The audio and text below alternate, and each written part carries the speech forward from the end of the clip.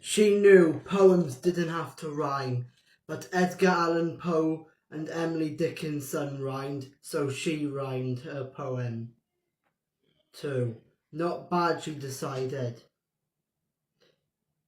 Sighing with dread of what lay before her, she closed her journal and took out her homework. Algebra. What use was algebra in the face of human beings? Invertible? None. Well, none except that if she didn't pass all her classes, her parents would cut off the allowance that her grandpa doled out to her every week, and she was saving up for more jet morning jewellery. She opened her algebra book, picked up her pencil, and began. A few minutes later, there was a knock on the door. What? Millie snapped and slammed her book shut, as if she'd been interrupted doing something she actually enjoyed. Grandpa nudged the door open with his foot. He was carrying a glass of milk and a plate of fragrant chocolate chip cookies.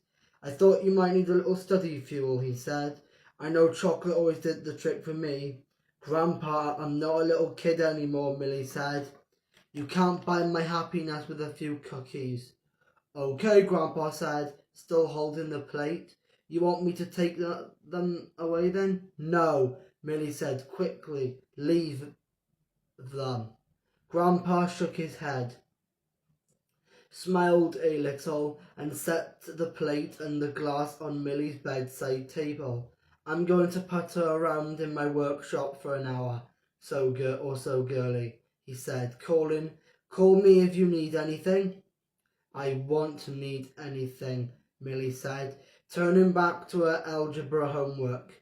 She waited until she was sure he was gone, and then devoured the cookies.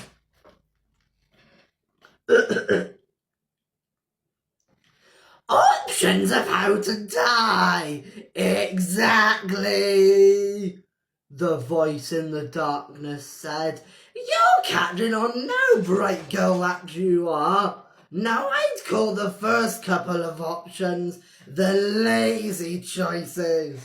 They don't require me to do anything but keep you here and let nature take its course. The advantage to these is that they're easy peasy for me, but not so easy for you. Slow, with lots of suffering. But who knows? That might appeal to your morbid sensibilities. Lots of opportunities for languishing. You like languishing? What do you mean? Millie asked. Whatever the answer was, she knew she wasn't going to like it. Dehydration is one option, the voice said. No water at all, and you can start dying in as few as 3 days, or as many as 7. You're young and healthy, so I'd put my money on it taking you a while. Depriving the body of water is fascinating a vet, with no fluids coming in to filter and flush. The kidneys shut down and your body starts poisoning itself, making you sicker and sicker. Once those poisons have time to build up, you can suffer total organ failure, or a heart attack, or a stroke, but that's death for you. So glamorous, so romantic. Are you making fun of me? The voice that came out of Millie was tiny and soft, the voice of a scared little girl. Not at all, my dear. I like you, Millie, and that's why I'm here to make your wishes come true. Like a genie, except you're the one who's trapped in a bottle. The